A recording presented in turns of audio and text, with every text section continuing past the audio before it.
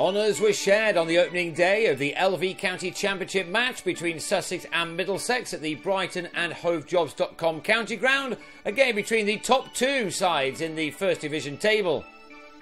Ed Joyce won the toss and bowled first, with Middlesex losing both of their openers in the first 8 overs. Sam Robson nicked Steve McGoffin behind, before Ajmal Shahzad watched on with interest when Nick Gubbins searched out Matthew Hobden after spending 33 minutes and 25 balls trying to get off the mark. So Adam Voges was in early and looked to get a move on, playing one shot after another.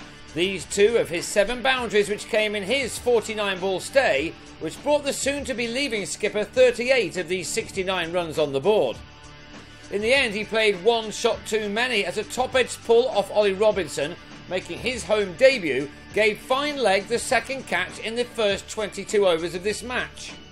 Middlesex were 4 down by the time lunch arrived, their next captain, James Franklin, departing for a duck with a nick off Shahzad to Michael Yardy, but worryingly for the home side, Shahzad went off with a pectoral injury during his 10th over.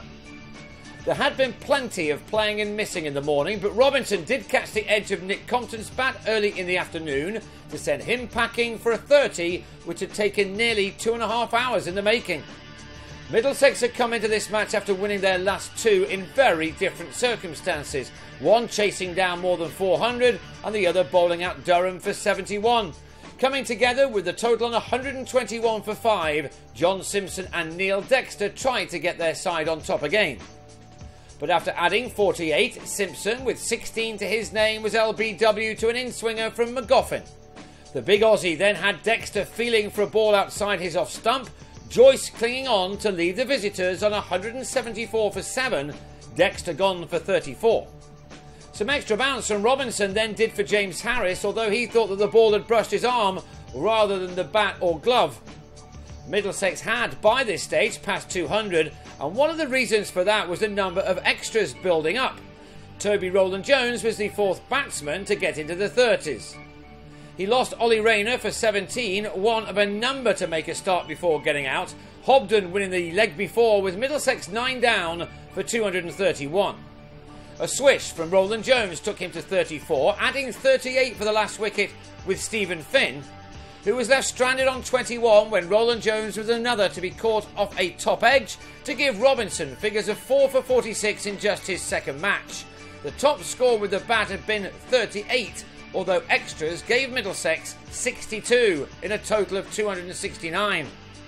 There were 16 overs left for one of these 2 teams to make it their day. It had a frenetic feel about it at times, and Chris Nash was the latest to make a quick start, only to get out. He was unlucky, playing a ball from Harris back onto his stumps to go for 23. The bowler soon back on song after his amazing 9 for last week. His opening partner Finn then removed Matt Machin, who nicked to Rayner after making 13. And Michael Yardy, who opened the innings, was the 13th man out in a day enjoyed by the bowlers. Rowland-Jones with his first wicket of the season in his comeback match. Joyce and night watchman McGoffin saw out the remaining 6 overs, which meant Sussex ended the day on 66 for 3 and will go again on day 2, 203 runs behind. It was a tough day for the batters.